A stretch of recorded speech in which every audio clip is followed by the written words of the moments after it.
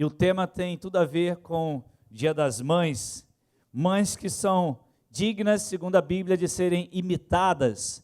Nós vamos ver hoje pelo menos 2 exemplos na Bíblia de mulheres que foram mães e foram exemplos para todos nós, e podemos hoje repetir aquilo que elas fizeram e viver aquilo que elas viveram, segundo a palavra de Deus nos ensina. Nós todos aqui sabemos, obviamente, que as mães têm uma grande influência na formação do nosso caráter, né? Afinal de contas, nós temos o privilégio de ficar no ventre da nossa mãe, sermos gerados e depois termos o seu cuidado, o seu carinho, e nós estamos vivendo esse momento de criança, né? De criança, não nós, né? Mas de criança nova em casa, né? De bebezinho. Então a gente vê toda aquela fragilidade, tudo aquilo, a gente vai relembrando, né, como foi na nossa época, aquela fragilidade toda, né, o momento de amamentar, toda hora, e chora, amamenta, aquela coisa toda, e vê, está espirrando, aí vai para o hospital, tá, né, Maria de primeira viagem, todo mundo faz a mesma coisa, né, tossiu, vão para o hospital, essa coisa toda, mas é normal e tem que fazer isso mesmo, né. Estou vendo aqui o Bernardo, que sofreu aí um pequeno, grande acidente, né, foi essa semana, não foi? Semana passada, retrasada na verdade, né? E hoje é domingo, primeiro dia da semana. Então, Bernardo sofreu um acidente, já operou, né? Está tudo bem, graças a Deus, né? E aí, quem estava lá do seu lado? Minha mãe, né? É claro que o pai não estava porque estava trabalhando, obviamente, né? O pai estava lá trabalhando, mas a mãe não abre mão, eu que vou ficar. Então, a mãe tem esse negócio, né? A mãe tem esse papel, né? E mais do que ninguém, as mães têm o papel de conviver bem mais, de maior proximidade com os filhos, né? Porque essa sensibilidade de ter gerado, né? De ter no útero, então tudo isso gera essa sensibilidade. Não existe ninguém que defenda seus filhos, né? Como pai e mãe, mas como uma mãe. Já viu uma mãe comprando a briga do filho? Às vezes o filho está todo errado, irmãos. Nós tínhamos um colega na escola, não vou dizer o nome dele que vocês conhecem, não é Delmo não, tá? Mas que ele aprontava demais na escola, mas ele era uma benção, né?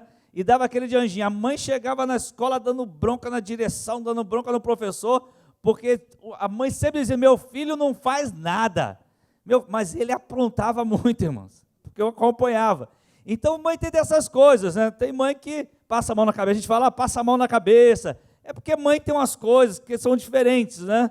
Então tem umas percepções espirituais, inclusive, quando mãe fala assim, ó, não vai nesse lugar, e você, eu vou, tem nada a ver.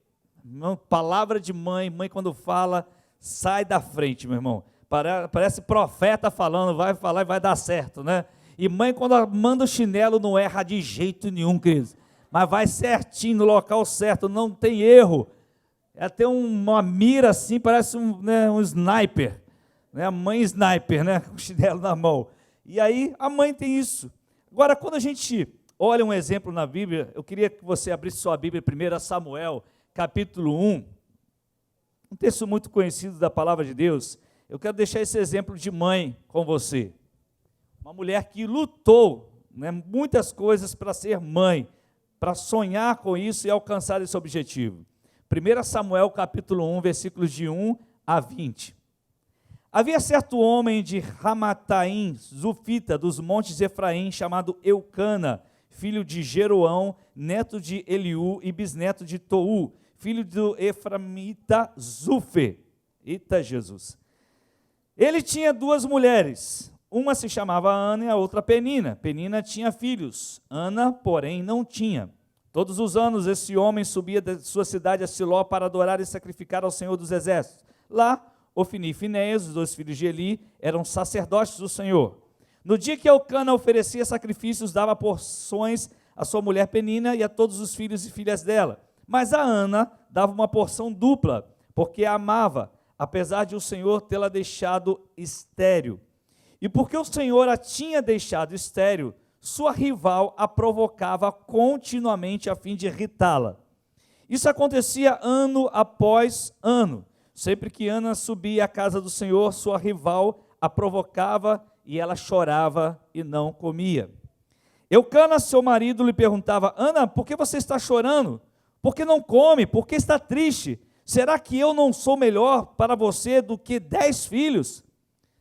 Certa vez, quando terminou de comer e beber em Siló, estando o sacerdote Eli sentado numa cadeira junto à entrada do santuário do Senhor, Ana se levantou e, com a alma amargurada, chorou muito e orou ao Senhor. E fez um voto dizendo: ó Senhor dos exércitos, se tu deres atenção à humilhação de tua serva, te lembrares de mim e não te esqueceres da tua serva, mas lhe deres um filho, então eu o dedicarei ao Senhor por todos os dias de sua vida, e o seu cabelo e sua barba nunca serão cortados. Enquanto ela continuava a orar diante do Senhor, Eli, que era o sacerdote, observava sua boca.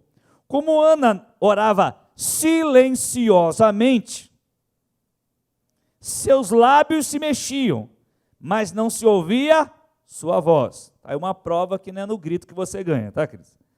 Então Eli pensou que ela estivesse embriagada, bêbada, né? E lhe disse: mulher, até quando você continuará embriagada? Abandone essa cachaça, ou abandone esse vinho. Ana respondeu: mas não se trata disso, meu senhor. Sou uma mulher muito angustiada. Não bebi vinho, nem bebida fermentada.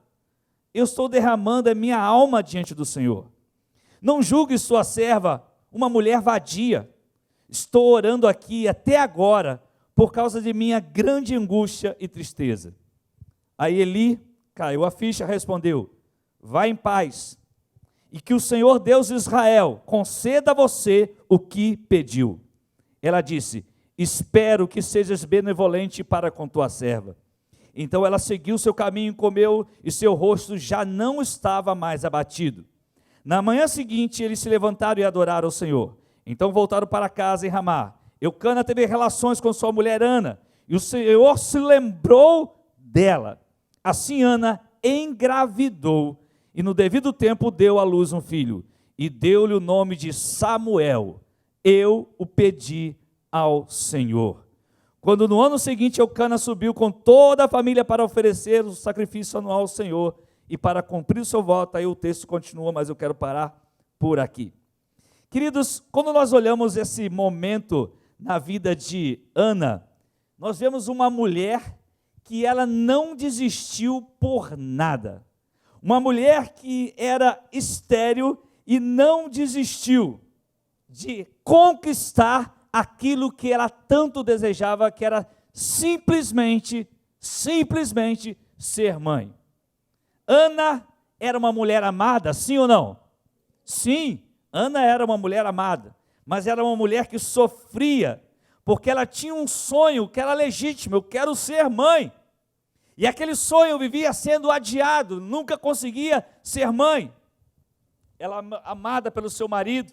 Agora, olha que interessante, Ana, quando agarrava-se ao seu sonho, sempre tinha alguém tentando remover o seu sonho. Primeiro era alguém que estava ao seu lado e que a irritava. Alguém vai dizer assim: me tiraram da graça, estão tentando me tirar da graça. Então era justamente o que Penina fazia com Ana, tentava tirar da graça. Então ela, que era uma mulher que sofria por ser estéril, ainda tinha que lidar com as provocações de Penina. E mais, seu pastor, vamos dizer assim, o sacerdote Eli, enquanto ela orava no templo, ele olhou para então Ana e pensou: você está bêbada, mulher. Fez um julgamento precoce de Ana, enquanto ele não conseguiu discernir o que estava acontecendo de verdade. A sua alma estava quebrantada, ele não discerniu isso. Ele não conseguiu ver o que estava acontecendo, mas ele preferiu julgar aquela mulher. Seu marido disse para ela: desista do seu sonho. Eu não sou melhor do que 10 filhos para você. Eu não estou fazendo o melhor possível para cuidar de você. Desista do seu sonho. Só tem um detalhe: Ana, ela não desistiu. Ela continuou insistindo com Deus, até que o milagre acontecesse em sua vida. Ana foi vítima da hostilidade de Penina. Ana foi vítima do engano de um sacerdote ali. Ana foi vítima da racionalização, vamos dizer assim, de Eucana. Você não precisa de filhos, você só precisa de mim. Ana foi vítima disso tudo, mas ela não desistiu de esperar em Deus. Ana, apesar de estéril, ela orou pelo seu filho. Ela disse: por esse menino oro eu. Antes de Samuel ser gerado no seu ventre, Ana já orava por Samuel. Ana já gerava isso no seu ventre. Ana já tinha certeza de que o milagre iria acontecer.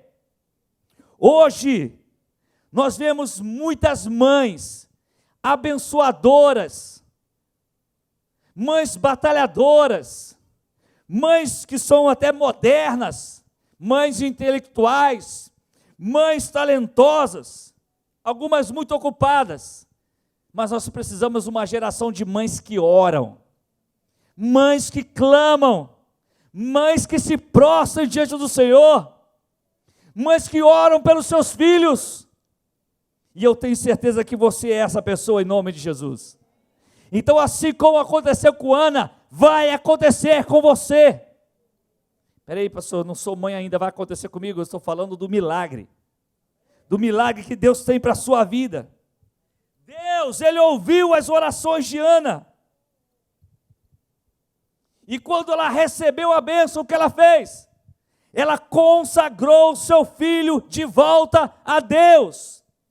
Ela não simplesmente disse: esse aqui é o troféu da minha vaidade. Olha só, Penina, agora você quebrou a cara. Agora é comigo, vou tirar onda com você. Não, Ana gerou um filho, e a primeira coisa que ela fez: consagrar ao Senhor. Não é à toa que Ana recebeu uma bênção de Deus.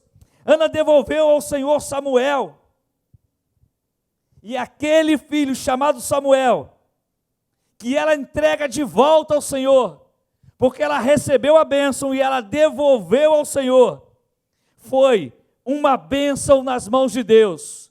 Ele foi o maior profeta, o maior juiz na sua geração. Ele foi um homem que Deus levantou para gerar coisas extraordinárias no meio do seu povo. E qual foi a semente disso tudo? Uma mãe que orava constantemente. Uma mãe que no meio de hostilidade, que no meio de perseguição, que no meio de racionalização, ela creu. E ela orava pelo seu ventre, mesmo sem ter um filho, mesmo sendo estéril. Mesmo o próprio pastor ou sacerdote dizendo: você está bêbada, julgando de forma indevida, ela orou, conquistou, viu a sua vitória, glorificou a Deus e devolveu a Deus, porque tudo é dele. Que mães se levantem como Ana nesse lugar em nome de Jesus. Não só mães físicas, mas também mães espirituais, mães que geram filhos espirituais, filhas espirituais. Talvez você não tenha um filho físico, mas Deus tem te dado filhos espirituais. Ele quer te dar. Um outro exemplo bem claro que nós temos na Bíblia, está em 2 Timóteo, capítulo 1, versículo 5, depois capítulo 3, 14 e 15, que diz assim, 2 Timóteo, capítulo 1, versículo 5 diz, Paulo falando a Timóteo: recordo-me da sua fé não fingida, que primeiro habitou em sua avó Lóide, e depois em sua mãe Eunice, e estou convencido de que também habita em você. Versículo 14 e 15, capítulo 3. Quanto a você, Timóteo, porém permaneça nas coisas que aprendeu e das quais tem convicção, pois você sabe de quem o aprendeu, porque desde criança você conhece as sagradas escrituras, desde criança você aprendeu a Bíblia, que são a palavra de Deus, que são capazes, a palavra que é capaz de torná-lo sábio para a salvação mediante a fé em Cristo Jesus. Se ele está dizendo que desde criança ele conhece as sagradas escrituras, quem lhe ensinava? A sua mãe, Eunice é um exemplo de mulher que nunca desistiu de ensinar o seu filho. Ela não abriu mão. Paulo cita de forma bem clara: você tem uma fé como da sua mãe e como da sua mãe tinha da sua avó. Era uma geração de mulheres de fé, uma geração de mulheres que amavam a Deus.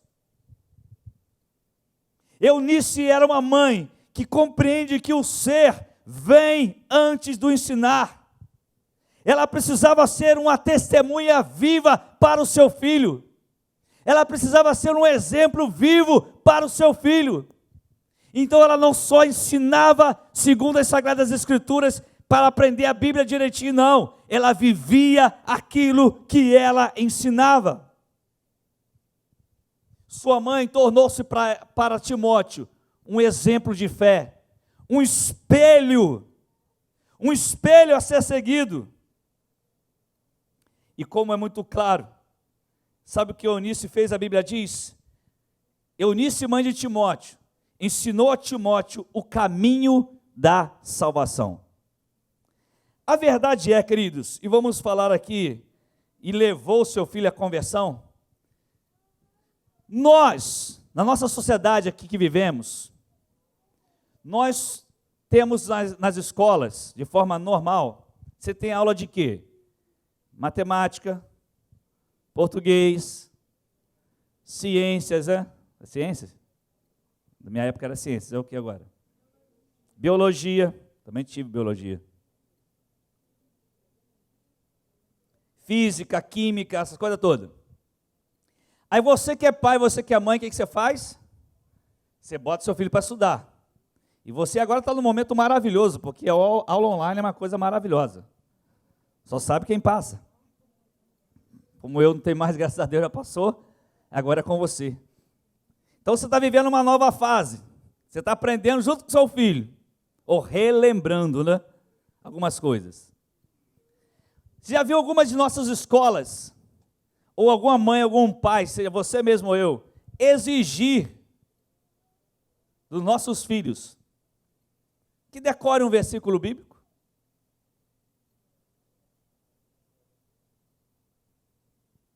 Você já viu algum pai ou alguma mãe obrigar, só vai brincar de bola se você recitar o Salmo 23 para mim? Você só vai jogar videogame se você recitar o Salmo 1, verso 1 para mim.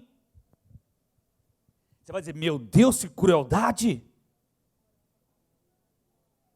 Que coisa dura, que palavra pesada!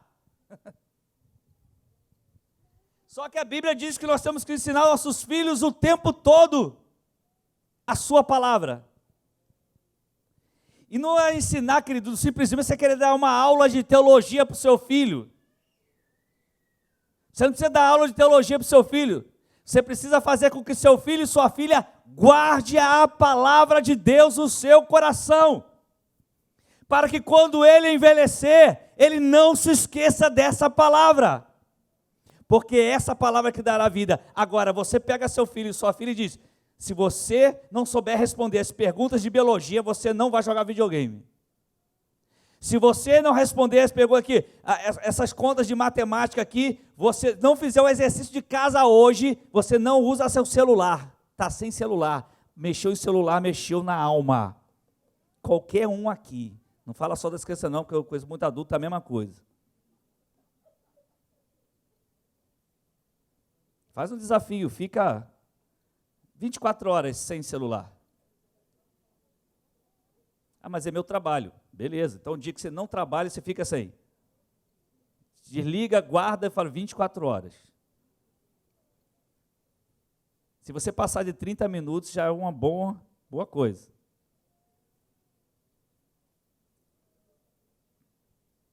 E aí a nossa geração foi crescendo como? Foi crescendo, se tirar boa nota em português, se tirar boa nota em matemática, se tirar boa nota em ciência, se tirar boa nota em biologia, se tirar boa nota em física, aí sim você vai para o acampamento dos jovens, aí sim você vai jogar videogame, aí sim você vai usar seu celular. Mas a nossa geração é essa. Não é a geração que diz assim, vamos pegar a palavra de Deus hoje, senta aqui. Está vendo esse salmo aqui? Salmo 23, eu quero que você grave só Salmo 23, verso 1. O Senhor é o meu pastor e nada me faltará. Guarda no seu coração, porque amanhã eu vou te perguntar o que está escrito no Salmo 23, verso 1. Se você citar para mim, eu te dou o celular. Duvido que ele não vai gravar. Aí você pensa, mas isso está sendo forçado? Ele vai te agradecer daqui a 10 anos. Porque eu lembro quando eu era bem mais jovem do que eu sou agora, aí a gente tinha escola bíblica dominical. Existia o exercício diário, leitura diária. Né, Del? É. Leitura diária. O professor Rodrigo não é desse tempo, não. É bem antes.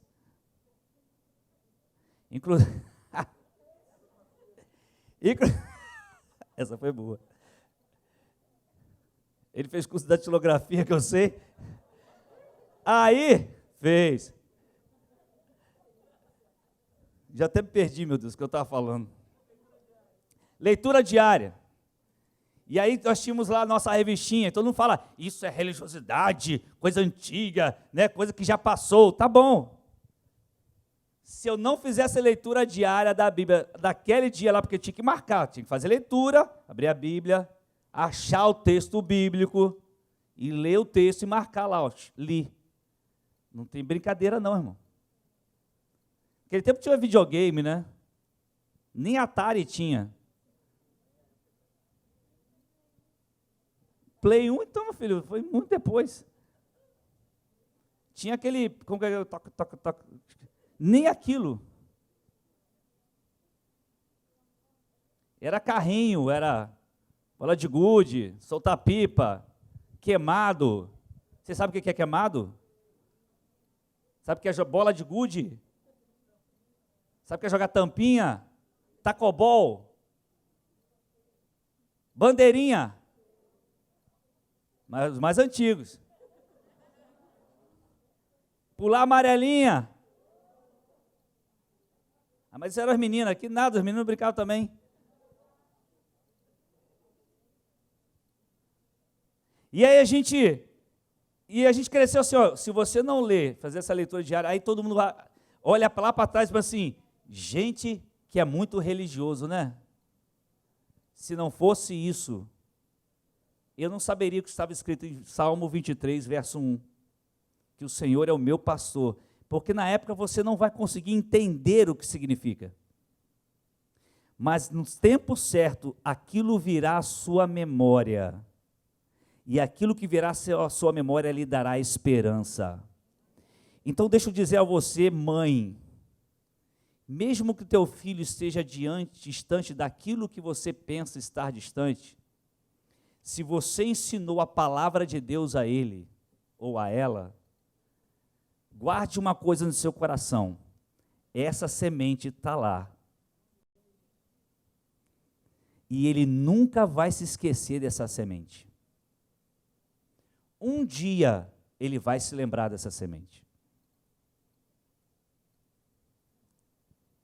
Porque hoje, se você exigir do filho que leia a Bíblia, se você exigir do filho, você não vai para o ministério de dança se você não souber o Salmo 23 todo. Querem saber, então não vou para o ministério de dança.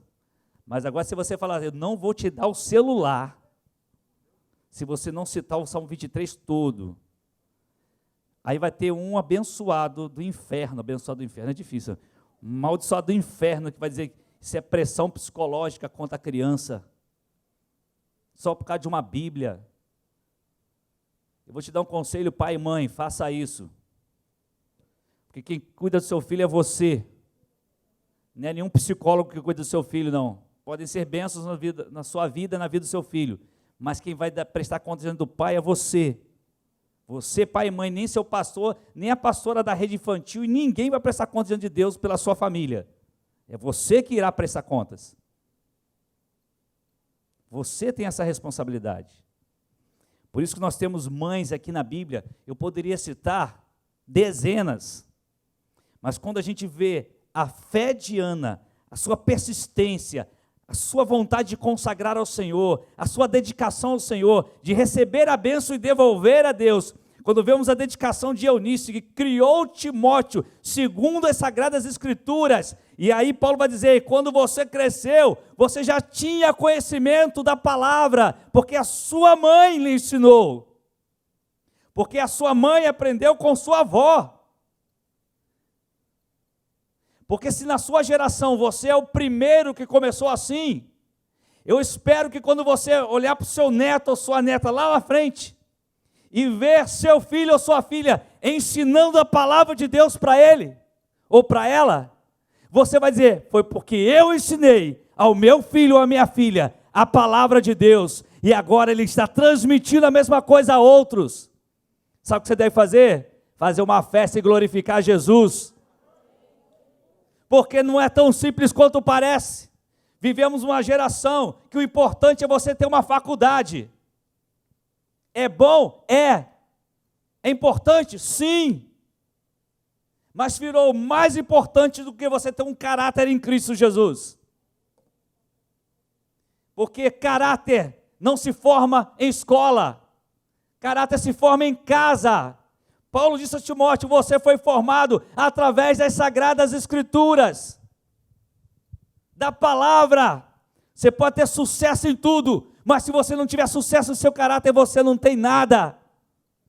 E quem nos dá caráter? É Jesus, por meio da sua palavra. Mãe, você que está aqui, seja de forma física ou espiritual, dedique-se cada vez mais à oração, dediquem-se cada vez mais, como vocês são dedicadas, a cuidar dos seus filhos, dediquem-se cada vez mais a ensinar a palavra aos seus filhos. Tome por base o que a palavra ensina. Se tiver de disciplinar, discipline. Por quê? Porque você ama.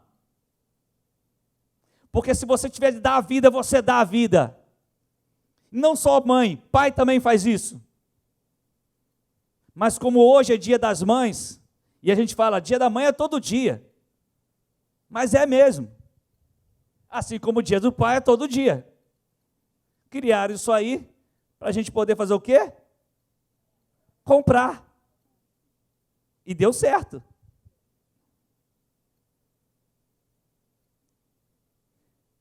E eu tenho certeza que nessa noite aqui e ali, online, nós temos muitas mães como Ana, temos muitas mães como Eunice, que estão lutando aí para ensinar seus filhos o caminho que devem seguir. E talvez não tenha sido fácil para você, não esteja sendo fácil para você ver o que está acontecendo na sua casa. Mas seja como Ana, que não desistiu do seu sonho. Ela era estéril e teve um filho. Talvez você já tenha um filho ou uma filha que está longe de Deus, mas você está dizendo, ele irá voltar, ela irá voltar aos caminhos do Senhor. Dedique-se, lute, ore, clame, não desista do seu sonho. Não desista disso. Guarda isso em seu coração. Quantas vezes Ana chorava, desprezada, e Eucana, com todo o amor que ele tinha, porque era um amor verdadeiro, chegava, deixa que eu cuido de você. Eucana tentava ajudar de alguma forma. Ele não tinha uma má intenção, não, uma boa intenção. Mas às vezes até na boa intenção a gente não consegue alcançar o que o coração da pessoa quer. Talvez você ame alguém que hoje aqui seja estéril mesmo, fisicamente falando. Insista, ore, clame. Agora deixa eu te dizer algo. Tem muitas crianças e adolescentes por aí que não tem nem pai nem mãe. Você nunca pensou em adotar uma criança? Você nunca pensou em pegar uma dessas crianças e cuidar como pai e mãe? E aí você vai dizer, eu não estou preparado para isso, então se prepare. Eu não tenho recurso para isso, querido. Se você estender a mão a uma pessoa, Deus abre portas para você. não irá te faltar. Se você tem isso em seu coração, é um chamado de Deus específico, faça isso, porque talvez você não seja mãe de forma física, mas você vai ser uma mãe, ou um pai, que vai tirar uma criança de uma situação que está vivendo hoje, que não tem um pai ou uma mãe, não tem uma casa, e você pode ser essa pessoa.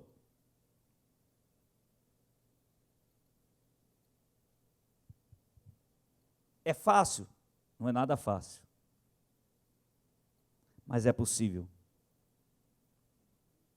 A pessoa está falando que a gente deve adotar crianças, já tem umas 3 lá em casa. Né, pastor Rogério? Se Deus te chamar para isso, faça.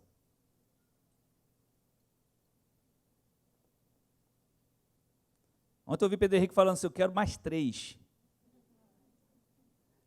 Aí já vi Karina falando, não sei. Porque antes todo mundo falava, eu quero 5. Grau 1 já está dizendo, não sei. Mas não tem problema, então vai ser tudo adotivo. Por que o desejo? É da paternidade. Porque a paternidade, a maternidade gera vida na gente.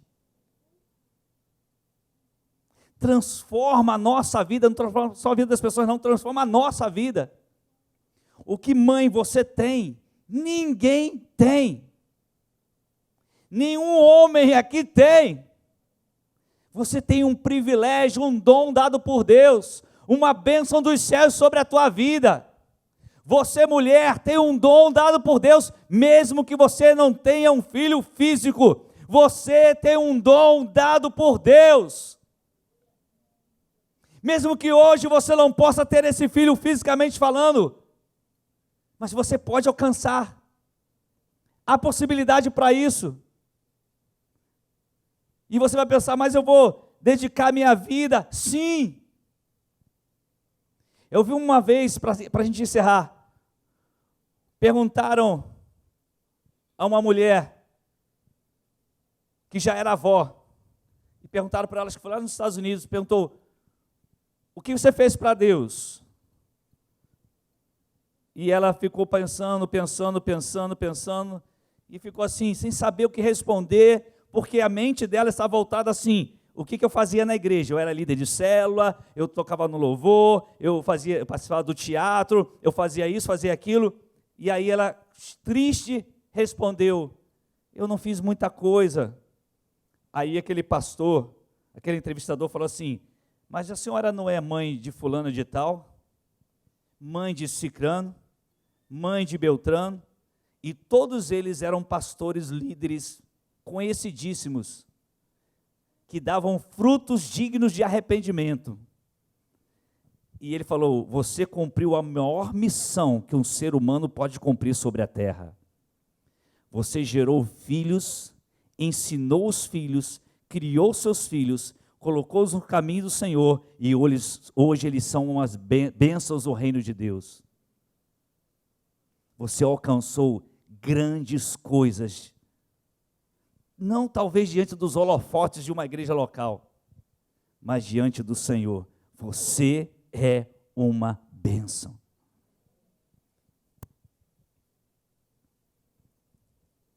Lute por sua bênção, querido. Não é só para as mulheres, você também, homem, lute por sua bênção. Ana enfrentou tudo, mas venceu. E esperou anos, ano após ano, ano após ano, ano após ano, até que Deus ouviu o seu clamor, e abençoou, e gerou.